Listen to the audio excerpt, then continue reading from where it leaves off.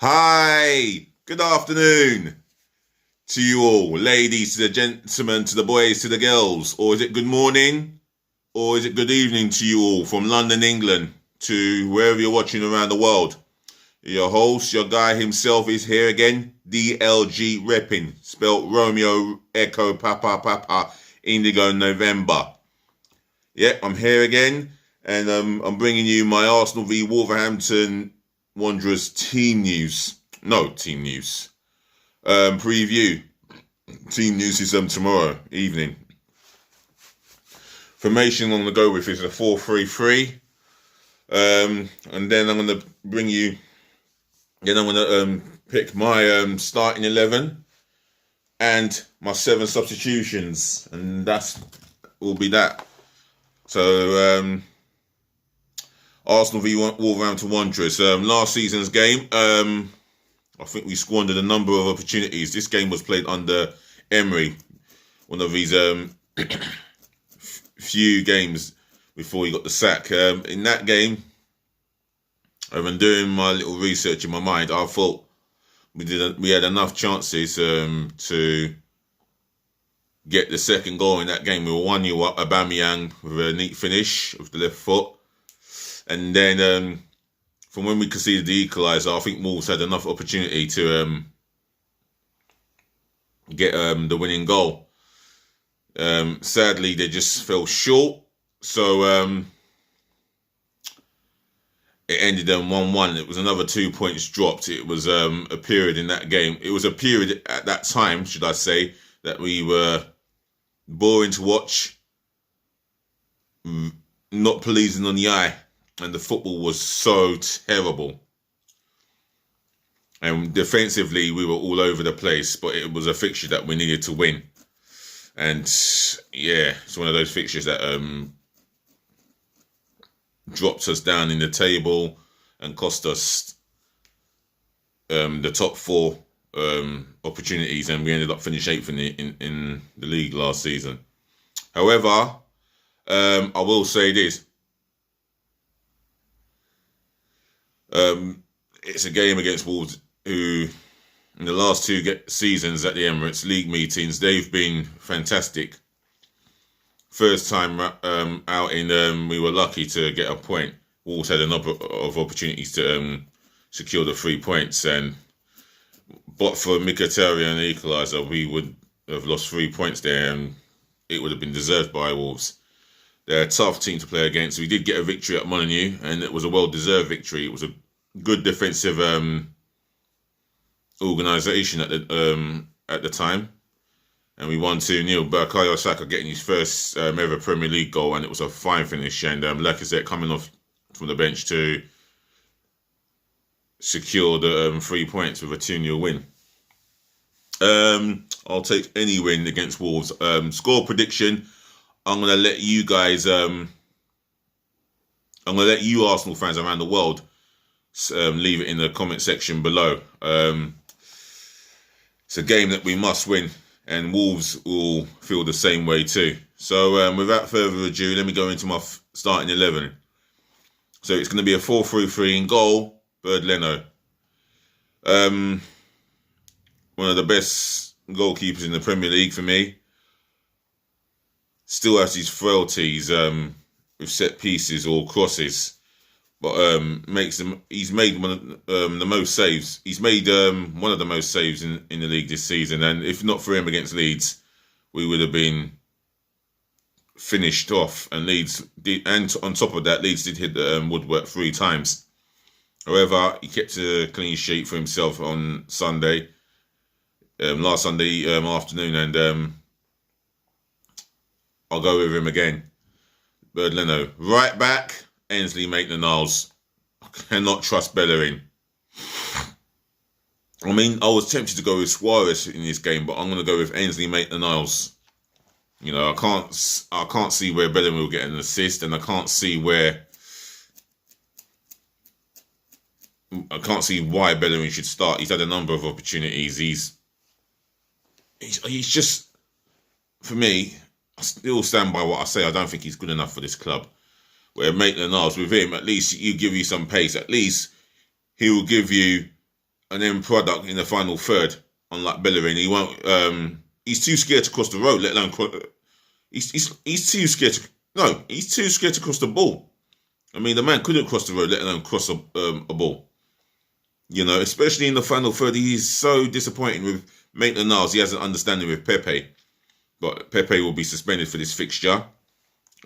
As it says, he's serving 3 games domestic ban for a stupid red card that he received for rubbing, headbutting, or giving a little headbutt to Alioski. But the thing is, it is what it is. But this is Maitland-Niles I'm talking about here. He'll give us an output, a different dimension as a right back for me. I'm gonna go with Maitland-Niles. Right, the centre half pairing. Well, I'm gonna keep doing it until Arteta gets his head examined. William Saliba will start for me. He needs an opportunity. If he's gonna make mistakes, he needs to understand that he's gonna have to learn from it. But Mikel Arteta doesn't realise how good this guy could be. You know, instead of allowing him to go in January, start him for this game. William Saliba. Gabriel Magalhaes, best performing centre half for Arsenal, hands down, and one of the best performing centre halves in the Premier League. I mean, he's won every header I've seen, every tackle, recovery. His positioning has been superb.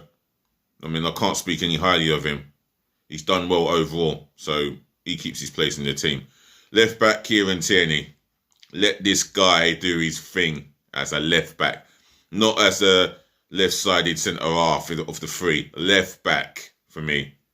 Defensively, solid, good positional sense, spots danger, and understands his position from a defensive point of view as a left back. Offensively, crossing, superb. Always seems to find a red and white shirt. He's an option for me. I'll have him in that position. Right, the midfield 3. Well, I would have gone with Thomas Partey, but I don't feel that he's going to be fit enough for this game, so I've got no other alternative but to put up with Xhaka. I suppose he'll sit as deep as he can, but his mobility, especially for this fixture, is not ideal. And I don't want to go with Xhaka, and I think the vast majority of Arsenal fans may agree with me here. We don't want to go with Xhaka. But again, beggars can't be choosers. We have no choice. So Xhaka is selected for this position. Alongside him, this is a difficult one here. Nane's still self-isolating, so I'm going to go with Joe Willock. At least he'll give you the legs because of his energy levels. And with him, he's a box-to-box midfield player who will get you goals. And he looks like the only Arsenal midfielder in that department that will get us goals in that midfield. So, yeah, he's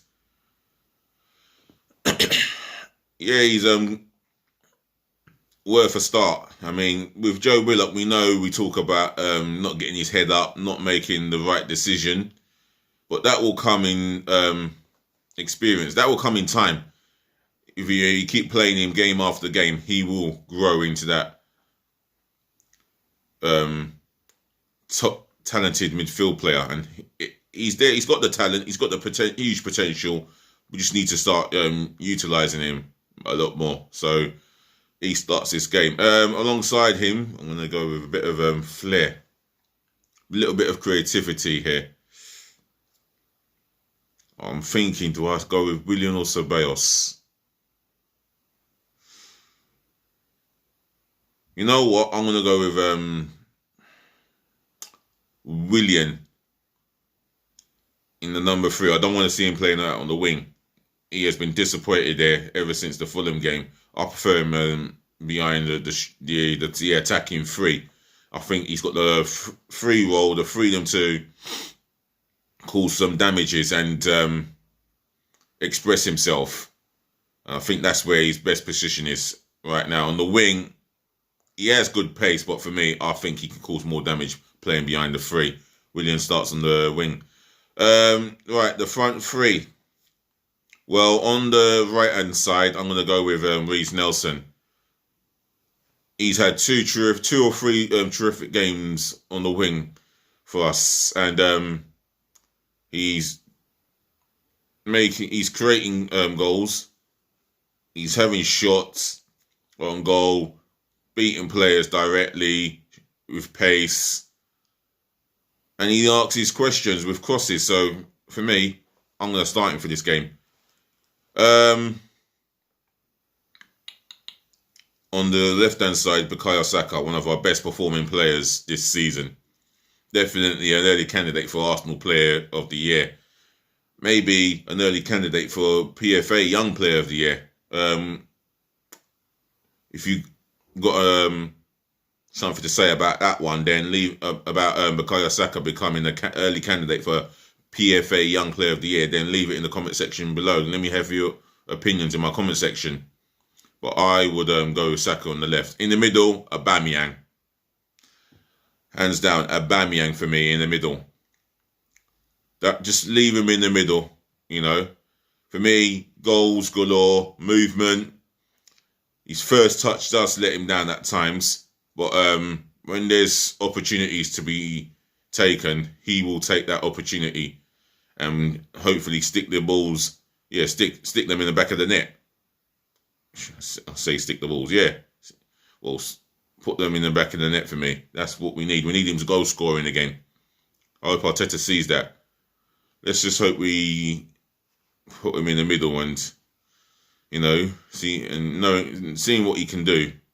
We want him through the middle. So that's my 4-3-3 sorted out. My 7 substitutions. Renat Alex Renarsson starts on the bench. He made a reflex save from an opportunity that was going wide, but you know, overall his catch and his distribution are superb for someone who was second choice at Sporting Gijón or Sporting Dijon in France. Icelandic international easily. I think he starts on the bench for me. Cedric, I think he had a decent game in midweek. Defensively, he's solid, and he gets a place on the bench. Rob Holding. Oh, David Luiz. I'm gonna go with Rob Holding first. Substitute number 3. He comes in. He does a job. He is solid at times, but there's been times where he's inconsistent in his distribution of the ball, his defensive positioning. But I'm going to go with him. I'm going to go with David Luiz. He's a little bit more consistent than Holding. He's not the best performer in the back 4, where I would only play him in the back 3. But for me, it's not necessary to play him in this game. So back 4 we'll go with. And Luiz is always a mistake away. It feels that when you're playing him in the back 4, there is a possibility that he's a mistake away from costing us points because of his lack of concentration in that back 4 or the trust. So I'm going to go with Luiz on the bench. Midfield, we're short there. Oh, we're short there. We are short. Oh. Emil Rose-Smith, I mean, yeah, I don't see why he can't start on the bench for me for this game. He's come on, he came on and I don't know what he did in that game. Again, if Arsenal fans were watching all over the world, give me a shout in my comment section below. But I'm going to go with Emil Rose-Smith.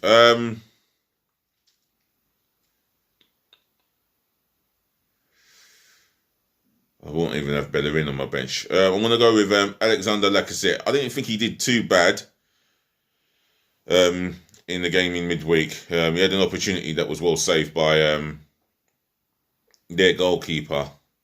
However, an experienced striker, I think I would prefer him to come off the bench and possibly get another goal. Offer us another dimension, you know. where he holds the ball up as good as any striker that we have at the club.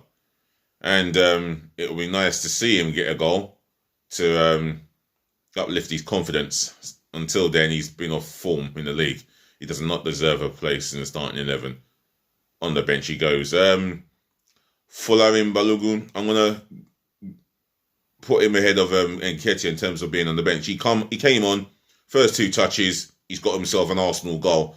Yeah, it was pleasing to see that because he's part of the youth academy. And I would like to see more of these youth academy products, such as Maitland-Niles, Nketiah as such, even though he's been off form. Reece Nelson. I'd like to see them do their thing for Arsenal and do it with a performance. Yes, it's all good going out there enjoying yourself, but the performance is what matters. That's the key factor. And I feel that he deserves a lot more than, maybe a lot more than 9 minutes. We need to ease him in a little bit, but try and wrap him up in cotton wool more. Yeah, I understand that. His time will come. Hopefully not too long. But he's on my bench. So if you got something to say in your opinions about my starting 11, my selected 7 substitutions, then leave it in the comment section below because I'm going to wrap this up. Do smash the thumbs up like button. And remember, please help me today to subscribe to my channel. That's myself, DLG Reppin. I appreciate the love and the support you're giving me. 67 subscribers in nearly 11 months. I could still have 100 at least, if not more than 100 subs by Christmas. But I'll tell you what, 933 subs to go. And hopefully by the business end of 21 or the beginning of the year 2022, I'll have over 1,000 subscribers and I can start doing streaming with you guys. I'm trying to be as consistent as possible. And all I can do is get that uplifting courage and support. And it's up to you guys to help me by growing my channel by subscribing to it. The likes, I appreciate the thumbs up likes. I've seen the views. I've seen the number of views, the thumbs up like, and some messages, comments. Now let's get this channel growing, and I'll do my utmost to bring you the latest football context that goes on within the world. Other than that, I'm going to say thank you again to the ladies, to the gentlemen, to the boys, to the girls for listening. Thank you for watching and thank you for tuning in. I'll be back later on this evening for another video podcast on this channel, live and direct from YouTube. Other than that, enjoy your day and be good. See you later. Nice.